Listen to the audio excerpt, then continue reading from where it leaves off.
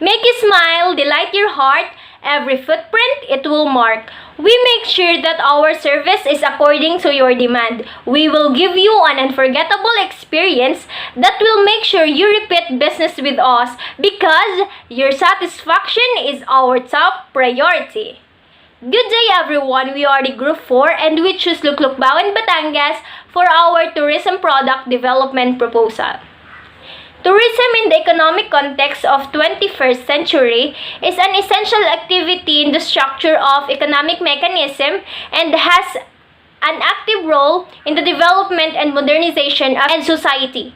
Tourism planning should be an integral part of any destination's tourism development plan in order to achieve best results and satisfy all stakeholders. So tourism planning is the key to maintaining sustainable tourism. However, Bawan is situated in the southern part of the province along the coastal area and lies 120 kilometers due south of Metro Manila, accessible by a modern road network, and Bawan therefore offers most of the advantages of an industrial location together with the more relaxed lifestyle of the country. So given these advantages, we decided to choose Bawan Batangas as a place to develop its potential tourism site. So since the Bawan is the most industrialized municipality, developing the chosen tourism site in the area, this will create jobs to locals while promoting local tourism. So upon identifying the tourism site, which is Barangay Luklok,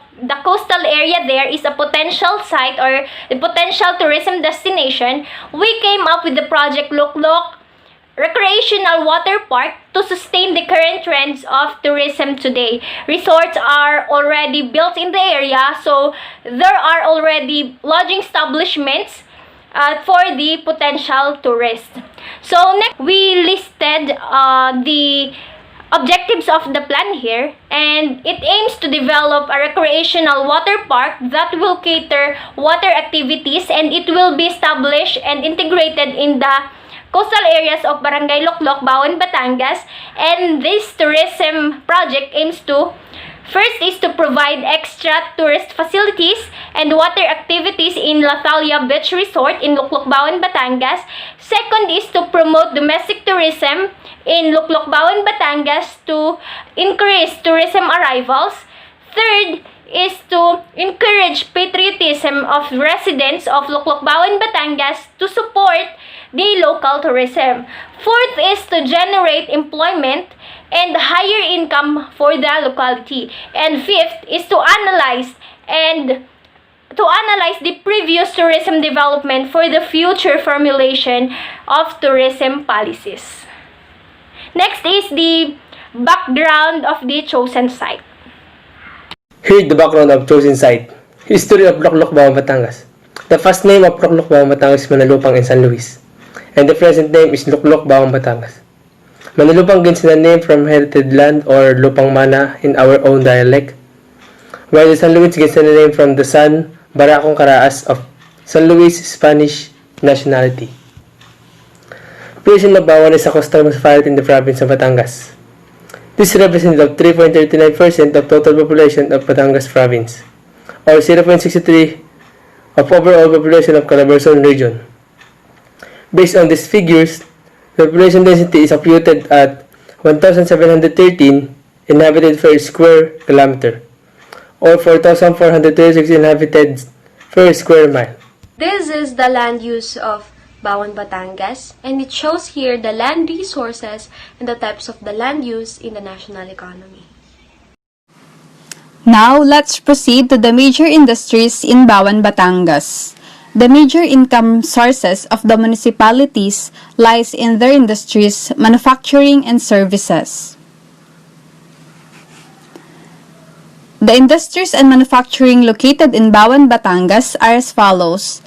The first one is the TaskUs, Accenture, Emapta Versatile Service, and many more.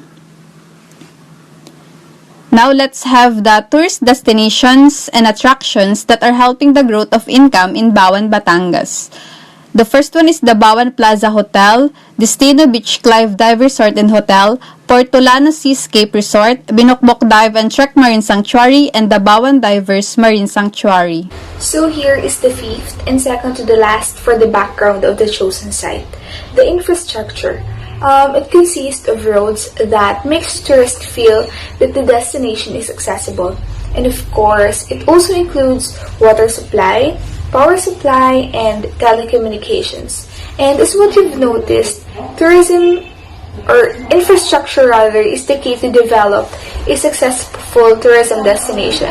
And it also helps to boost tourism by raising attractiveness and competitiveness into a destination. And of course, it includes hotels and more that makes the tourist expect something that is comparable on what they usually enjoy or do at home. This is the location map of Loklok and Bawan, Batangas. The travel time is between 1 and 4 hours depending on which route you're coming from and the traffic condition. You may take a bus, a taxi, or your own private car when you go there.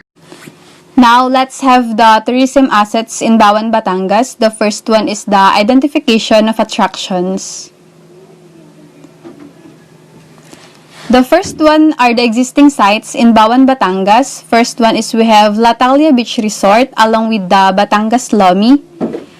Then we also have the Immaculate Conception Parish and the Londres and Pianono. Lastly is the Sublian Festival. Now let's have the potential sites in the municipality.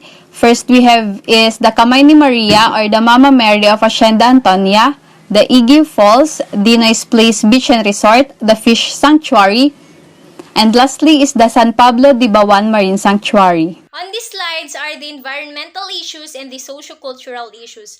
Let us focus first on the environmental issues.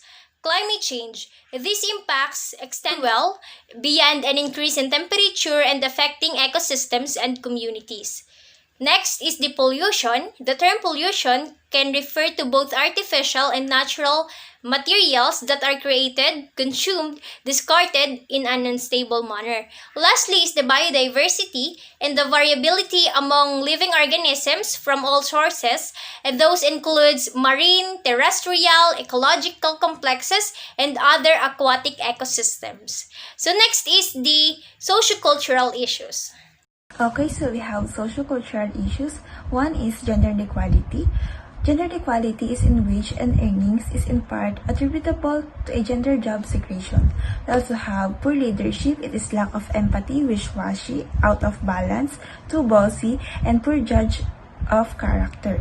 We also have bullying. Bullying is when someone is picked on by a person or group. Bullies might make fun of people who they think that don't fit in. Bullies might make fun of others and for many things. So, if you're going to talk about target market, Bawan is a perfect place for that. Because in this proposal, we are not just targeting 1 or 2, but we are aiming for 7 target markets. And this includes family, honeymooners, adventurers, solo traveler, barkadas or friends, Gucci's or senior citizens, and of course our PWDs. These target markets have their own places when they visit Loklok specifically, especially those adventurers, solo traveler, and barkadas who wants to explore their water activities like diving to their beautiful marine sanctuary that is part of the center of the marine biodiversity. I just wanted to give highlight for our PWDs who wanted to enjoy or relax without worries, and we are also proposing some requirements for them to experience the same as the normal people do. Thank you for listening. Again, we are the Group 4 and we make you smile, delight your heart. Every footprint, it will mark.